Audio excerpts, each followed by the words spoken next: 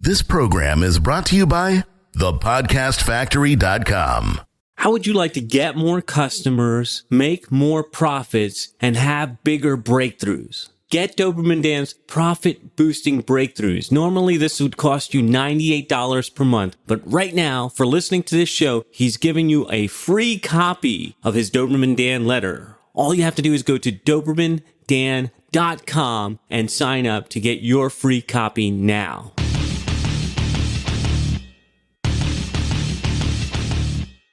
Prepare yourself for the uncensored, nothing held back, no BS reality of how business and life really work. Doberman Dan is off the chain. I'll just bring it in. What's his name style? Who's the Howard Stern style? We'll just start having a conversation. Okay. Probably nonsensical. Something like, you got any corn?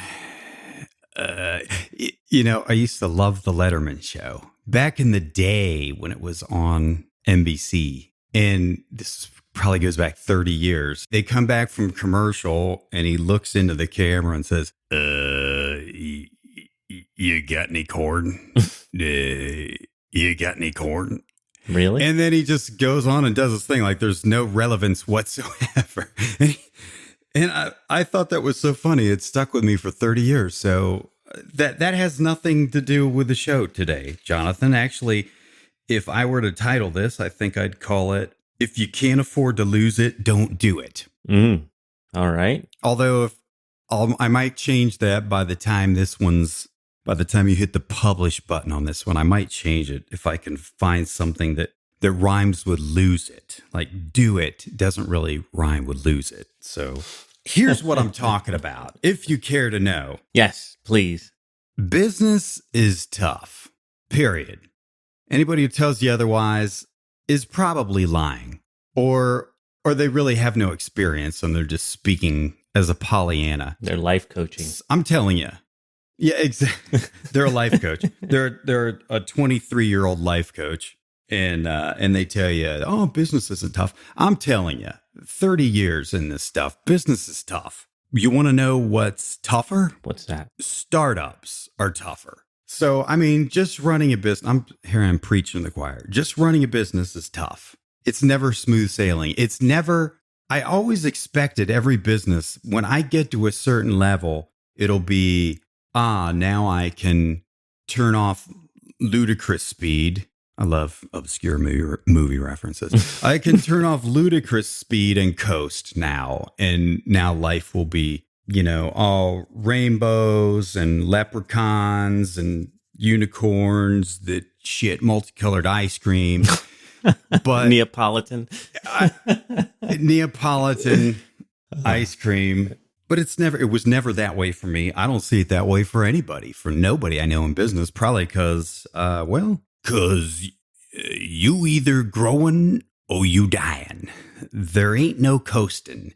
If you think you're coasting or maintaining, you're just fooling yourself. What you're actually doing is dying. And maybe you may be in the process of a slow death, but you're going backwards. So business itself is tough, but startups are tough. And what got me thinking about this is recent client who was disappointed with his results from a test, his first test of a new product and a new ad and everything. And I like calling it what my mentor, Gary Halbert, used to call it, buying data.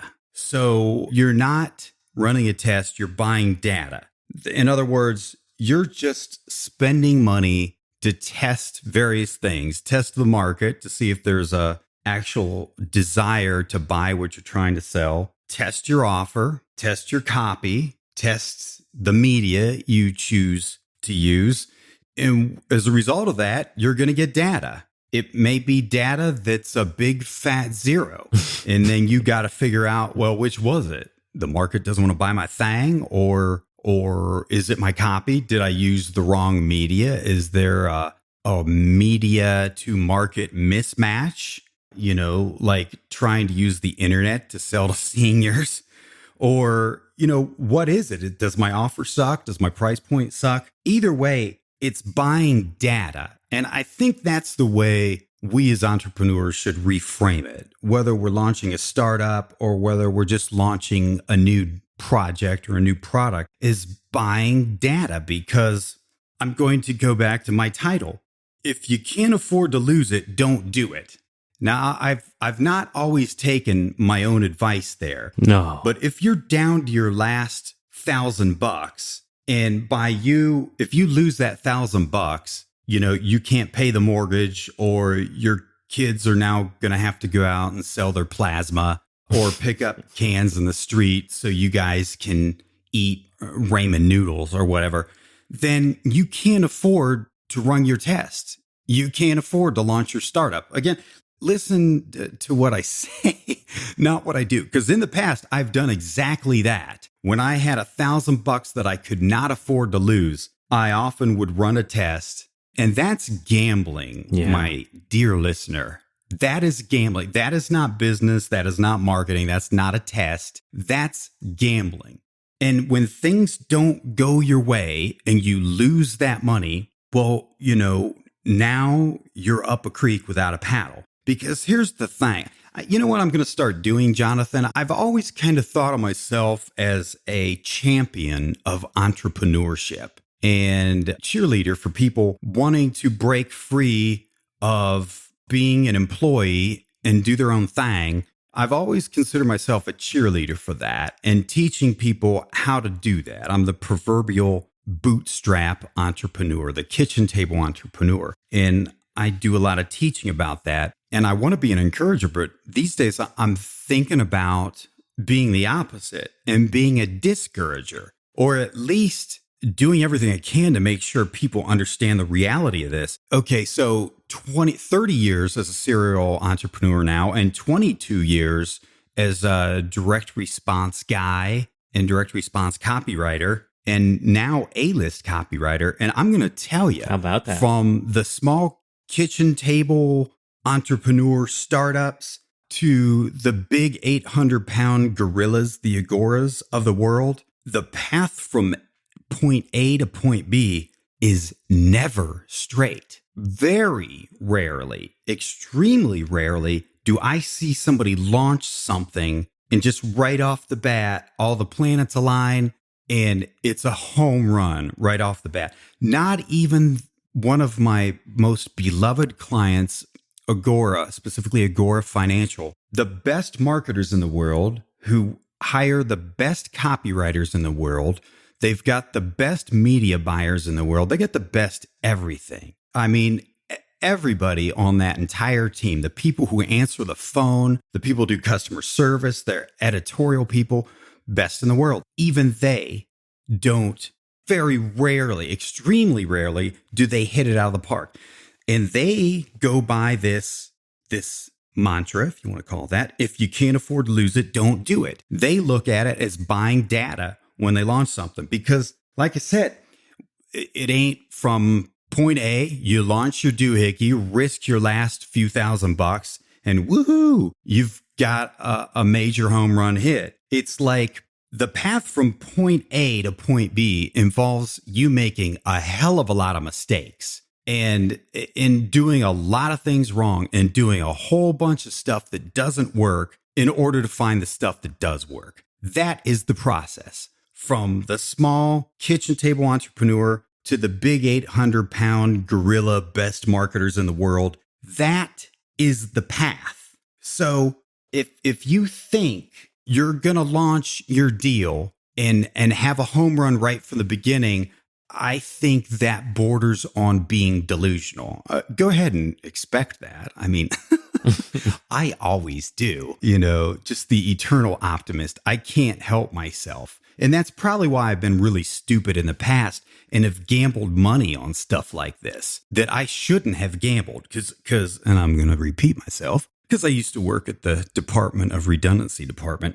If you can't afford to lose it, don't do it. All right. If it's your last X number of dollars, don't run the test. You can't afford to do it. You can't afford to be an entrepreneur. You can't afford to launch your startup. You can't afford to test your new Dealy Bop. So That's the thing. I think that's going to be my new thing, is making sure people understand the reality. Because what usually happens is everybody expects to get a grand home run hit, or they think, oh, well, worst case scenario, I'm going to break even.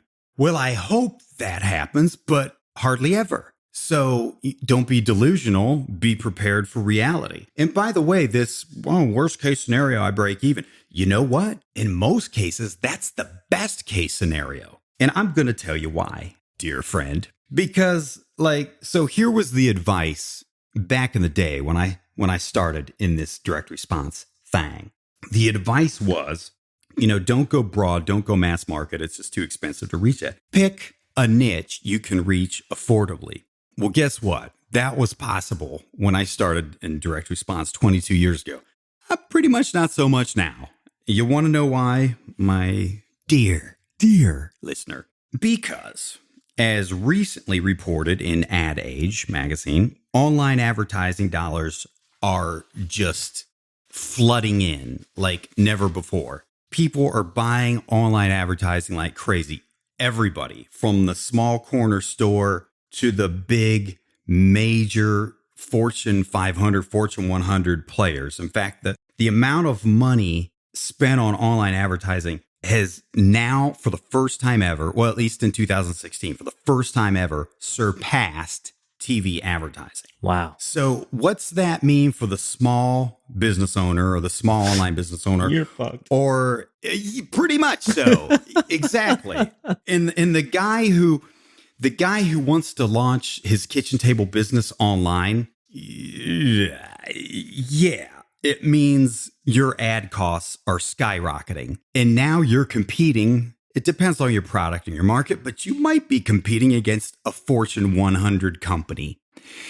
And listen, they can afford to outspend you 1,000,000 times over. So, and here's another downside of this. With all these deep pockets, all these competitors with deep pockets getting online, now consumers demand lower prices. And look at Amazon. If you're competing with Amazon, if you're a brick and mortar business competing with Amazon, or you're an online business competing with Amazon, what was your so concise way of, yes, thank you. Say that again just to make sure everybody got it. You are fucked. Yes. So while this sounds like you think I've switched sides and gone from my usual entrepreneurial cheerleader champion of the bootstrap entrepreneur, and this sounds very sobering, I'm going to tell you, like any bad news or any crisis or any, bad situation or change at all, there's opportunity here. And the first opportunity is getting realistic about your launch, about your test. And I go back to, all you're doing is buying data. If you run your test and you sell nothing, and that's what you've got to show for your investment, you still have found out some extremely valuable things. Now you got to figure out, what is it? The market doesn't want to buy what you want. Was it your offer? Was it your copy? Was it your media choice? Was it this and that? That's why I say the path from point A to point B is never a straight path. But here's the opportunity, and here's the big secret. Now, granted, when you're first launching, you don't know your numbers at all. I mean, that's why you're running a test, to buy some data.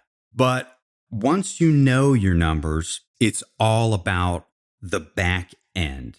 And it's about something I'll explain in a minute called MAC. And here's what I'm talking about. So back in the day, with offline marketing and direct response, and even back in the day in online marketing, you could be profitable right from the get-go.